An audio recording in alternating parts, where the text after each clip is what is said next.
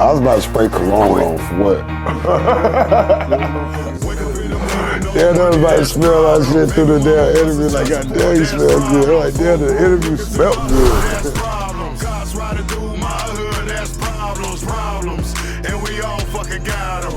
Shit, security is I came a long way.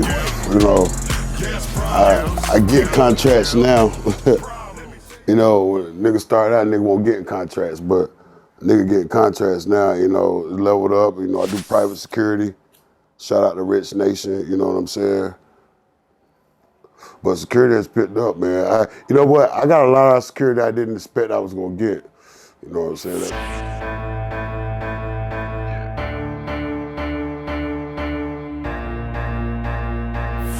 Oh shit, man. Like, you know, some of these artists don't know what cities they in before they come out. That was crazy. I ain't call the artist's name. Like, I ain't gonna call the artist's name, but you know, he's mainstream. We was backstage. We was at Club Phantom.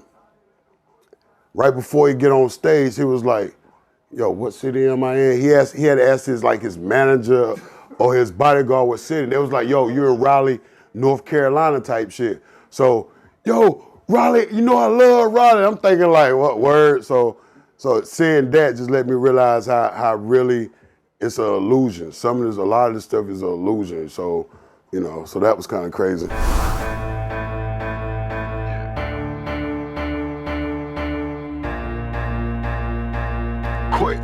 You got to be focused, really. You know, when a fight breaks out, you just don't dive and run right into it. You're gonna get fucked up. I've seen a lot of security come and go that way. You know, I just pray that the two niggas or the two women that's involved, whoever's involved, the two parties can fight that's in the middle. Because when me and my team come, we picking out, working our way in. So, you know, that's where you got to do it. And, you know, when I started out, I was wild. They used to call me Pit Bull around Raleigh. You know, when I first started, 'cause I was fighting. But then after a while, you know, that fighting shit got old. So you had to calm down, but you definitely got to be on your shit, though. You got to have a plan, like going into it. You better have a plan, shit. You better have a goddamn plan. Look, you got to plan for everything. You plan to wake up in the morning, right? But you definitely got to have a plan, because without a plan, I don't think you got success or a longevity in the security world without a plan.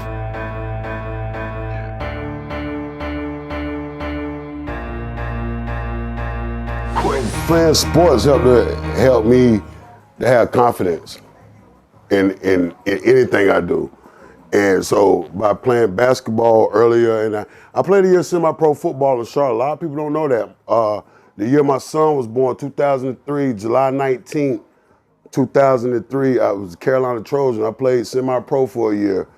But it gave me confidence that I could do anything I wanted to do, but I was known for basketball though. So it helps you, you know, playing your moves when you're on the court like security. When I put my boots on, my black tee on, say Stafford security or polo style, it's a go, you know what I'm saying? That's my uniform.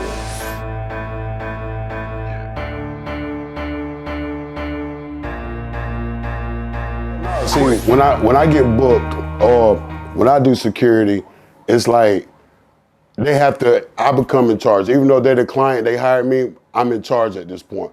So I get the itinerary of what we got to do or where the events at, and I map out a plan in my head. So as we going along with the itinerary, if anything that I planned is not there or I see something going astray, I make a call. Usually my clients, they trust me in my calls I make, and we go that way. So, you know, you definitely can't be scared to make a call.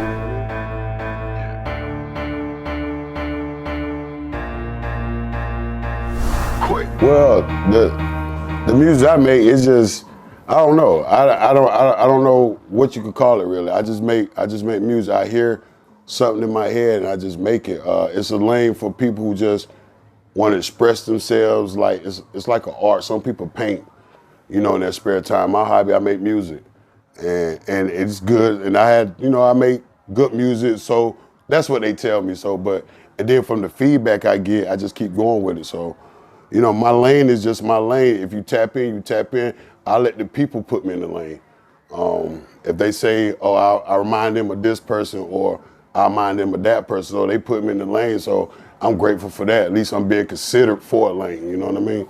I just called my partner the other day. I ran through somebody from back in the days at Triangle Time Mall, and as I walking up to them, they was rapping an old verse, and at first I couldn't recognize, but I knew the lyrics. I'm like, hold on, that's like some of my shit. And come to find out, it was a long time ago. So that made me feel good.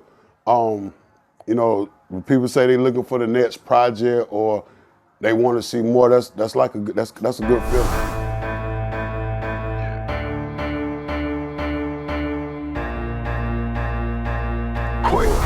The Raleigh music scene is crazy. Like, you know, you got a variety of out here in Raleigh. But yeah, I love the music scene out here in Raleigh. They got a lot of energy. We don't, you know, we got to do a little bit more coming together. But far as overall in the city, yeah, we lit. Raleigh lit. Yo, look, right now, out now, Steak and Pancakes. If you don't know, I'm telling you now. Steak and Pancakes out on all streaming platforms. That was like, me and my brother, we sat down and we thought about it. So we was in Durham, North Carolina. I'm gonna tell this story. How I came up with Steak and Pancakes. We was riding to, we were just riding. I think we was at the Concord or Charlotte or somewhere like that. We stopped in Durham and we had some chicken and waffles at a spot. I can't name the spot, but we was eating and he looked at me, he was like, yo, so what you gonna call this project? I'm sitting here, I got like 8 songs, you know, ready to go. Like, you know, that's a good thing, what we call it. And we was just throwing out names, Earl Roscoe's and Raffles and some crazy shit, and then we were like, Steak and Pancakes. He looked at me like, so we was like, he was like, shit, there it is. And shit, that's how Steak and Pancake came. It was on some humbug, but it worked. It was different. I was proud of the project.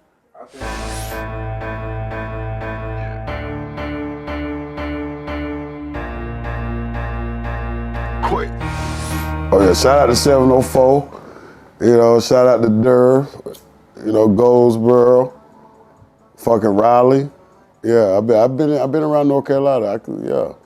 I don't know. You know.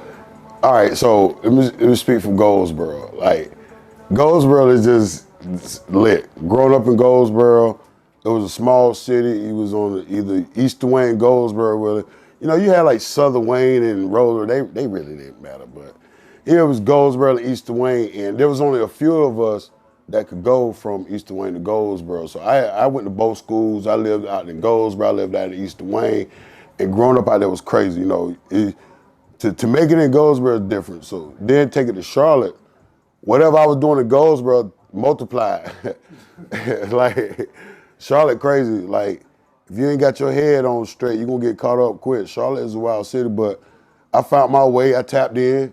Like, you know, I can honestly say every city I moved to, I tapped in with the OGs. Like, I was out there, and I'm not just talking, like, I was out there. If you know me and know where I came from, I ran the streets of Charlotte like I did in Goldsboro. And, you know, Quiet kept singing. I was running with some federal type niggas. You feel me? Like niggas that was really getting money, that was putting people on. Niggas that had 5 or 6 houses, baby mamas in all houses, pit bulls and fighting chickens and all the dog fights and everything. Like the whole hood on, the whole West Side. I done seen it. I ran with the niggas, so I seen a lot of stuff, bro, over there West side of Charlotte. And then moved to Durham, hooked up with a real nigga, R.P. Hot, man. He was a real one to me, man. You know, he passed earlier this year, man. R.P. Hot, man, a real Durham legend. You know what I'm saying? And but yeah, then I moved to Raleigh. I'm linked up with some real ones out here in Raleigh, man. Raleigh lit, man. Like, there's a lot of, you'll get your head knocked off anywhere, but you know, you just gotta move right. And being in security, I learned how to move, because while moving the streets, you have to do it when you're doing security, because don't nobody want to feel like you bullying them, because a lot of egos. The motherfuckers get drunk and they want to fight and shit. So you have to give respect. But I think like them cities that we talked about, like, it helped mold me too to become who I am. Cause I done seen a lot of shit. Like, you know, I've been locked up, but it won't no months and stuff. I ain't saying, cause you know, a week was long enough for me. After a week, you know, locked up out there in Charlotte, I did that bullshit we got into. I got out that week, I said, no. Thank God, you know, they didn't want to press no more charges, you know, they moved, but that week was long enough, but, you know, so.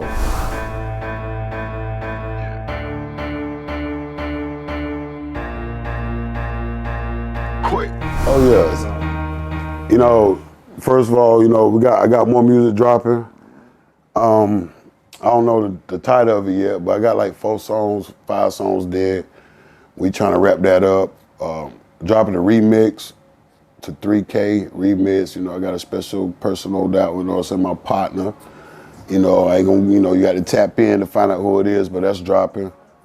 Shout out to Rich Nation, Mike Boss, CTC. You know, Countryman over there. You know, 2800. Just you know, we here. You know, it's crazy what it took to get here. You know, hustle. You know, not being grimy, but you know, we here. Hold on, man. Before I go, man, yo, tap in with everything, man. Shout out to the whole city of Raleigh, man. You know, definitely, you know, I want to give a shout out to my nephew, Southside, man. You know, one love, you know what I'm saying? Quick! Situations like this, I keep the Lord with me. Before I make a play, I bow my head and pray about it. Cause some niggas in the streets are AK about it. You gotta get